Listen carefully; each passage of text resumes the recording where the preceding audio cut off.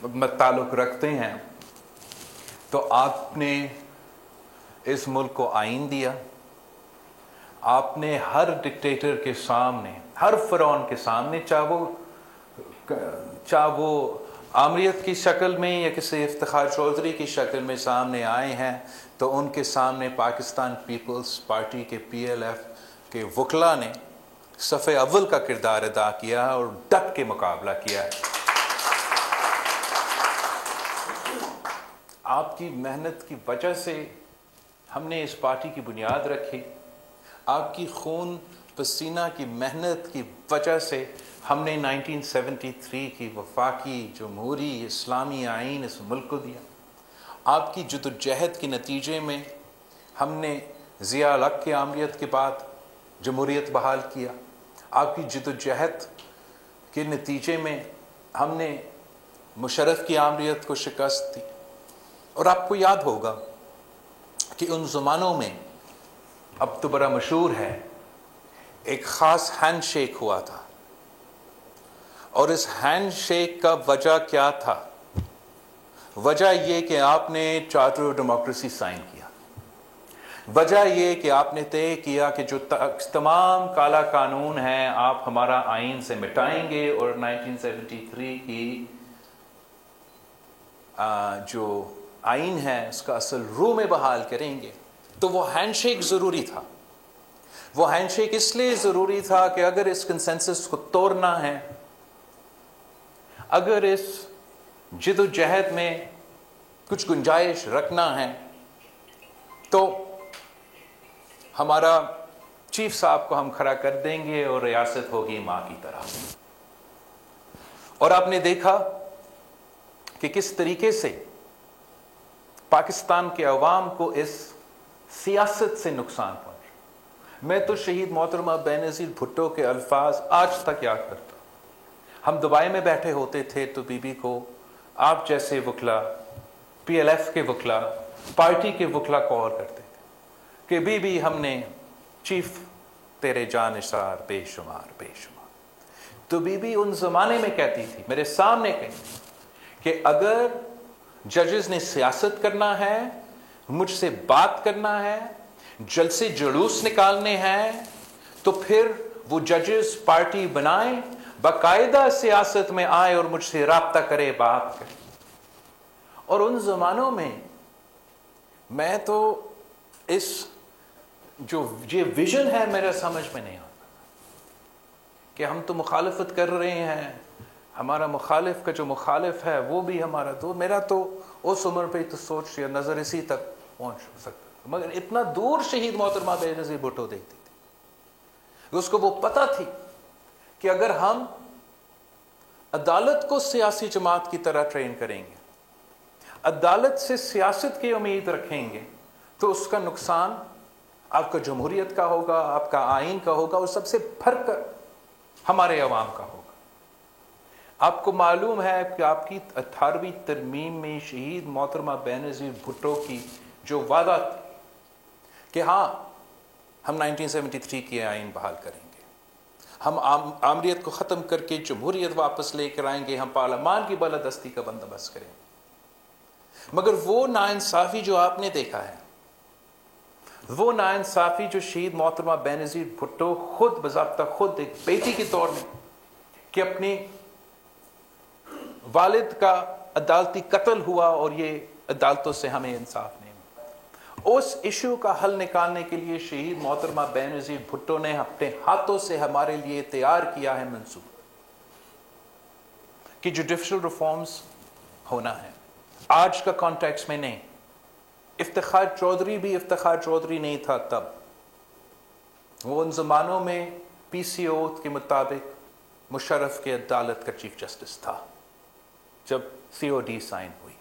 تب شہید محترمہ بینظیر بھٹو کی یہ منصوبہ بنی کہ اگر ہم نے پاکستان کے عوام کو انصاف پہنچانا ہے, اگر ہم نے اپنے عدالتی نظام درست کروانا ہے, تو پھر ہمیں ایک کانسٹیٹیوشنل کورٹ قائم کرنا پڑے گا. اور وہ کانسٹیٹیوشنل کورٹ کا ذمہ داری ہوگا کہ جو سیاسی کیسز ہیں, جو آئینی کیسز ہیں, جو questions of law pertaining to the constitution ہیں, وہ ہمارا شہید محترمہ بینظیر بھٹو کی ویژن کے مطابق کانسٹیٹیوشنل کورٹ کا ذمہ داری ہوگا.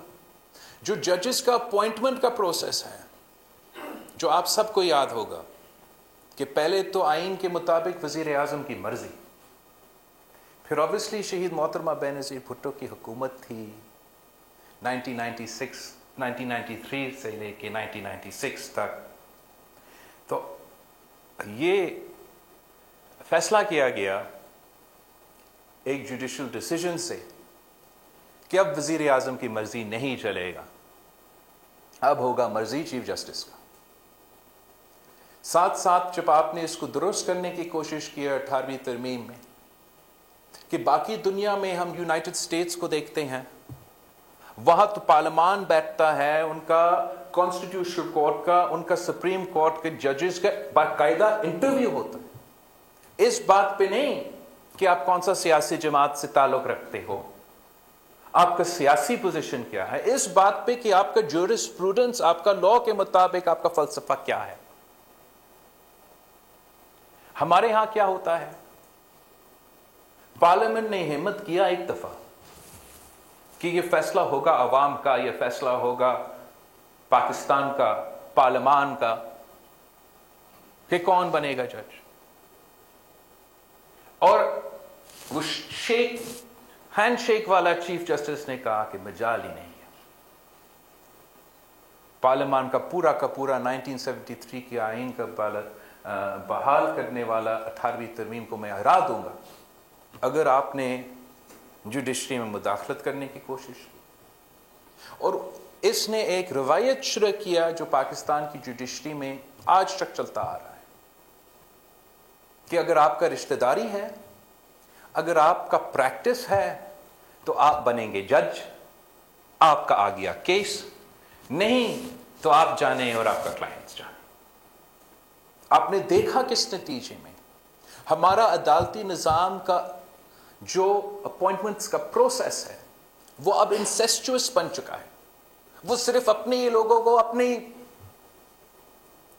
اور اس کا نقصان کیا ہوا ہے ہمارا جوڈیشل پروسیس کو کہ وہی سیاسی پولیٹیکل ایکٹیویزم والا جورسپروڈنس جس کی بنیاد چیف جسٹس افتخار چودھری نے ڈالا تھا، اس کا یہ ویژن کو کبھی کسی ثاقب نے تو کبھی کسی گلزار نے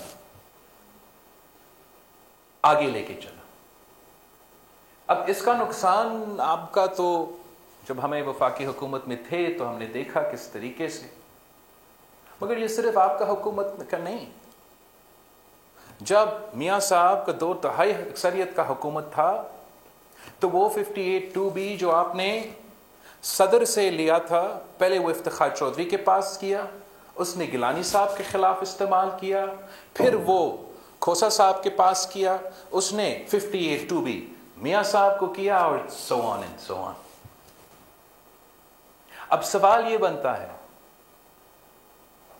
کہ اگر مجھے 50 سال تقریباً 45 اور آپ 45 بنتا ہے 50، مجھے 50 سال انتظار کرنا پڑتا ہے قائد عوام شہید ذوالفقار علی بھٹو کا عدالتی ریفرنس کا اتنا سنا، جہاں میں آج تک شکریہ کرتا ہوں چیف جسٹس عیسیٰ کو، منصور علی شاہ صاحب کو، اس تمام بینچ کو کہ آخر کار جتنا بھی آپ نے ہمیں انصاف دیا،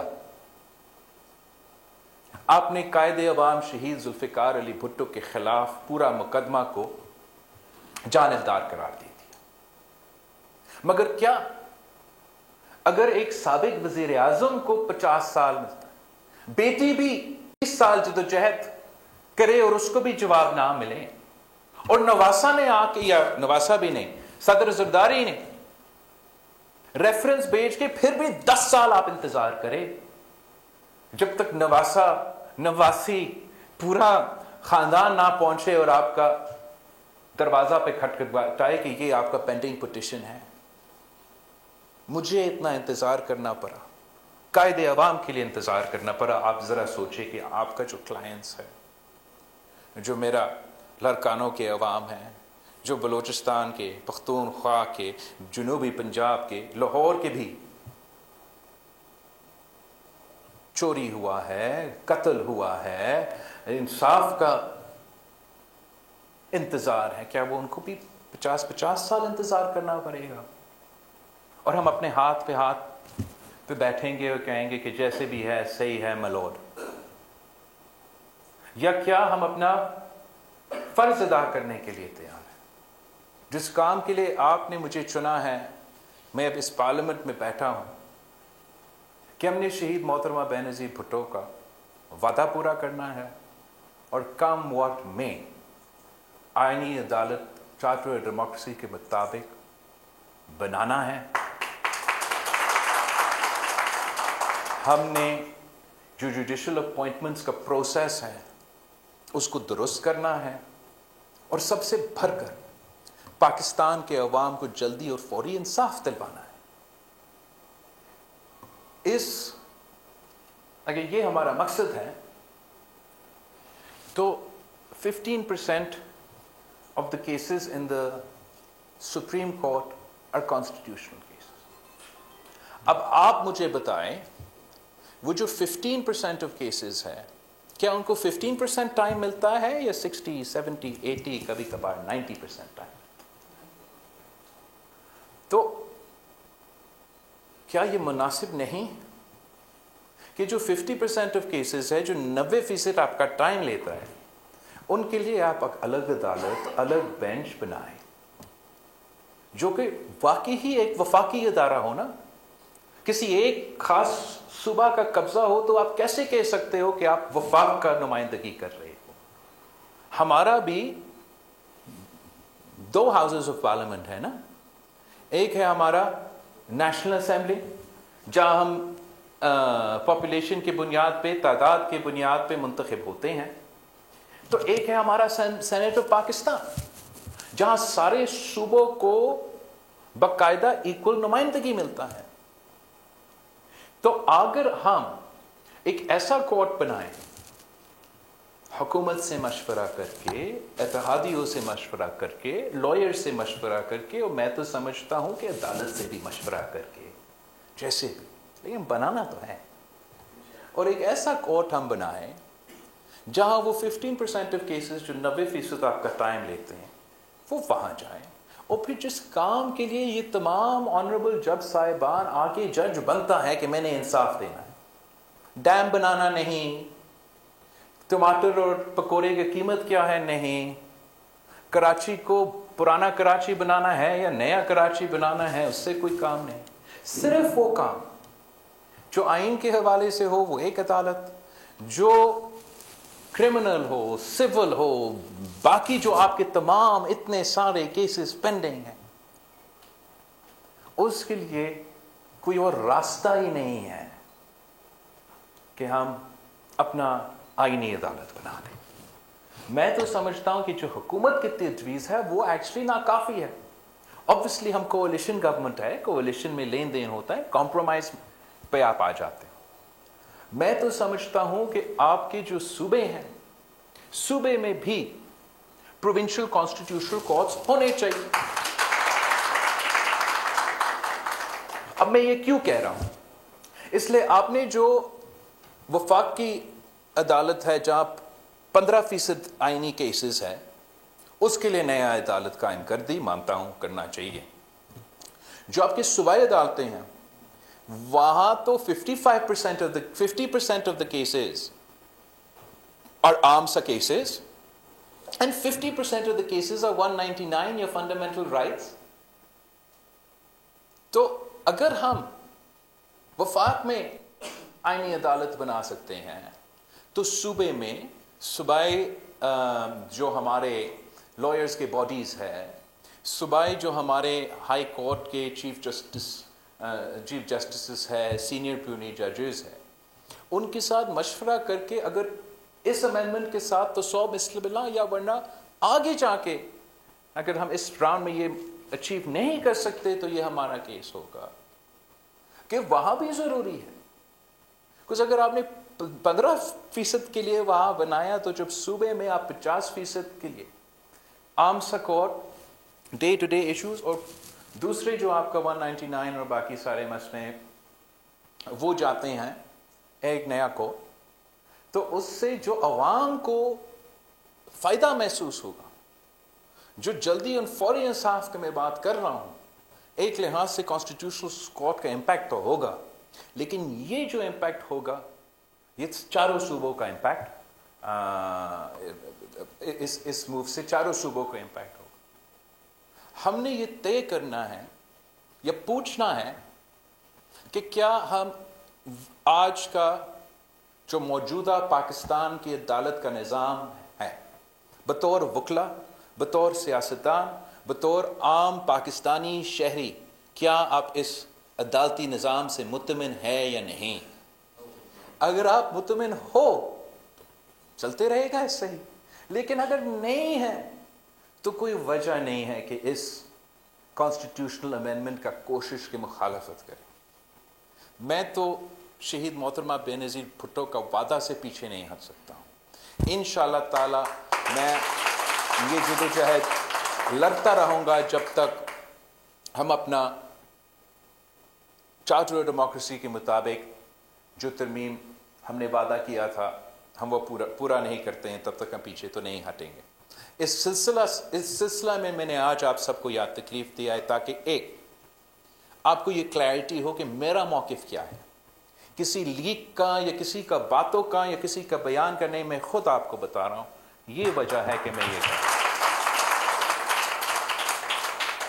और आपने जैसे आप शहीद कायदे अवाम जुल्फ़िकार अली भुट्टो के ज़मानों में हमारे बाजू होते थे, शहीद मोहतरमा बेनज़ीर भुट्टो के बाजू बने थे, आज भी आपने मेरे बाजू बन के ये लड़ाई लड़ी। बिकॉज़ आपको मालूम है कि हमारे निज़ाम में कितने मुश्किलात हैं, आप जानते हो कि ये कैसा चलता है। अब आपका बरादरी से कुछ ऐसे साहिबान उठेंगे जो फिर से कहेंगे कि रियासत होगी माँ की तरह, और उनका मजबूरी है। इन्होंने इन्हीं जज साहिबान के सामने मलोट मलोट मलोट कहना है, तो वो समझते हैं कि टीवी पे आके उनका हीरो बनेंगे, एक दो जलसे जुलूस निकालेंगे, चीफ तेरा जानिसार के नारा लगाएंगे, उनका केस भी लगेगा, उनका चैम्बर भी चलेगा, फिर अवाम के हक पे डाका मारा जाता है। ये हमें बताएंगे कि होना तो चाहिए लेकिन अब ना हो, अगर होना तो चाहिए तो अब क्यों ना हो। ये वही लोग हैं जिन्होंने आपसे 19वीं तरमीम पास करवाया और अब सब खुद भुगत रहे हैं। अब हम चाहते क्या है? हम चाहते हैं कि जो हमारे लॉयर्स हैं वो एम्पावर हो जाए। हम चाहते हैं कि जो हमारा लॉयर्स है उनका आवाज़ हो उस प्रोसेस में, कि जहां कॉन्स्टिट्यूशनल कोर्ट्स अगर सूबे में हो तो वहां उनका सुना जाए, अगर कॉन्स्टिट्यूशनल कोर्ट्स वफाक पे बन रहे हैं तो वहां उनका सुना जाए, अगर कोई जज सुप्रीम कोर्ट में आ रहा है या कॉन्स्टिट्यूशनल कोर्ट में आ रहा है या लोअर जुडिशरी में आ रहे हैं तो उनसे पूछा जाए। ऐसे ना हो कि एक शख्स हो जो कह सके कि ये हिसाब जान कर सकता है। इंशाअल्लाह ताला अगर हम कामयाब हुए तो आप भी सजेस्ट कर सकेंगे, आप भी उस मीटिंग में बैठ के कह सकेंगे कि हम इन जज साहिबान के सामने पेश हुए हैं, इनका असल किरदार ये है। ऐसा नहीं हो सकता कि सिर्फ जज साहब जो ब्रदर जज है तो ब्रदर जज के बारे में ब्रदरली बातें ही करेगा ना। तो हम चाहते हैं एक तो आपको ताकतवर बना दें, दो आपको याद होगा कि कायदे अवाम शहीद जुल्फ़िकार अली भुट्टो ने जो लोअर एज लिमिट था 40 था ना, और ज़िया उल हक ने आके ये 45 कर दिया। तो मैं तो समझता हूं कि 35 होना चाहिए, लेकिन अगर वो नहीं तो हुकूमत इस बात पे राजी हुआ है कि हम कायदे अवाम का जो आइन था उसका उसी सूरत में बहाल करे। और इंशाअल्लाह ताला अगर हम कामयाब हुए तो मेरे नौजवान लॉयर्स के लिए ये पैगाम है कि आप भी जज साहब और मलौट बने। हम जो हमारा जुडिशरी है, हमसे ज्यादा इनका इज्जत और एहतराम कोई और नहीं करता। बाकी कभी किसी ज़माने में या किसी ज़माने में उनका इस्तेमाल करना चाहते। हमारा ये कंसिस्टेंट पोजीशन रहा है उनकी बेहतरी के लिए। ये मेरा 2006 का मुआहदा था, मगर मेरा 2024 का मंशूर का हिस्सा है। हम चाहते हैं कि हम जुडिशरी को इतना ताकतवर बना दें कि वो अवाम को जल्दी और फौरी इंसाफ दिलवा सकते। वरना जैसे निज़ाम चल रहा है, जितना भी नेक हमारा चीफ जस्टिस का इरादा होगा, वो आके आईनी और सियासी मसले पे फंस जाते हैं और अवाम पीछे रहते हैं। तो आपकी मदद की ज़रूरत है। आप तैयारी पकड़ें, आप अपने सूबे में फौरन स्केड्यूल करें कि पीपल्स लॉयर्स फोरम के कन्वेंशंस, मैंने आके अपने पार्टी के वकला को समझाना है कि एक बार फिर पाकिस्तान पीपल्स पार्टी के ब्लैक कोट्स ने बाहर निकलना। आप वो लोग हैं जो मई 12 कराची पे गोलियां खा ली।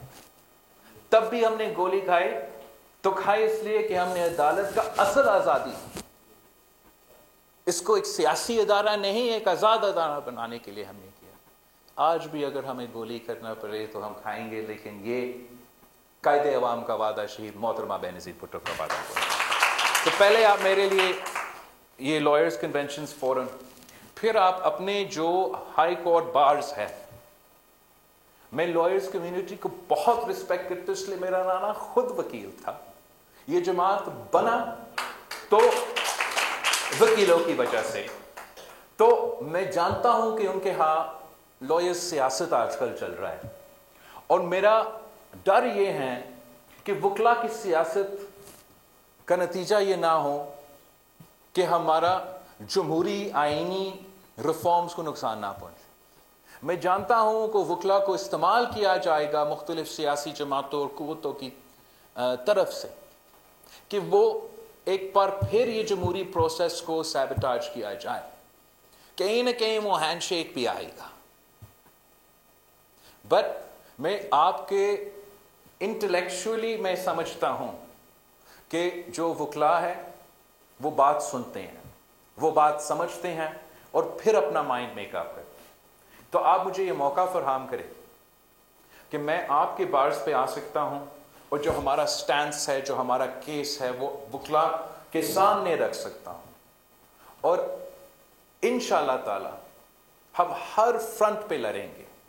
ये ऐसा नहीं है कि मैं किसी एक से मिला तो किसी दूसरा से मिला, और अब ये हमारा सियासी जद्दोजहद हमें ये आपके हाई कोर्ट बार्स में लड़ना पड़ेगा, सुप्रीम कोर्ट बार्स में लड़ना पड़ेगा, आपके पार्लियामान में लड़ना पड़ेगा, हमें सड़कों पे लड़ना पड़ेगा। तो लड़ने के लिए तैयार है, लेकिन हमने अपने वादे पूरे करने हैं। हमने अवाम को जल्दी और फौरी इंसाफ दिलवाना है और चार्टर ऑफ डेमोक्रेसी के ये कंपोनेंट्स पे अमल दरामद करना है। तो आप सबका मैं बहुत शुक्रगुजार हूँ, और अभी से मेरा ये पार्टी के तंजीमों के लिए डायरेक्टिव्स है कि अपने सूबे में पहुँच और तैयारी पकड़े कि पाकिस्तान पीपल्स पार्टी आइन, जमहूरियत और पार्लियामेंट की जो अब इरादा है, उसके लिए हम अपना जद्दोजहद लड़ें। आप सबका बहुत बहुत शुक्रिया। पीपल्स पार्टी बिलावल भुट्टो सरदारी का वकला से खिताब। उन्होंने कहा कि आपकी जद्दोजहद के नतीजे में हमने मुशर्रफ की आमरीत को शिकस्त दी। आइन की बालादस्ती और कानून की हुक्मरानी में वकला का अहम किरदार रहा है। सब्सक्राइब करें और बेल दबाएं ताकि कोई खबर रह न जाए।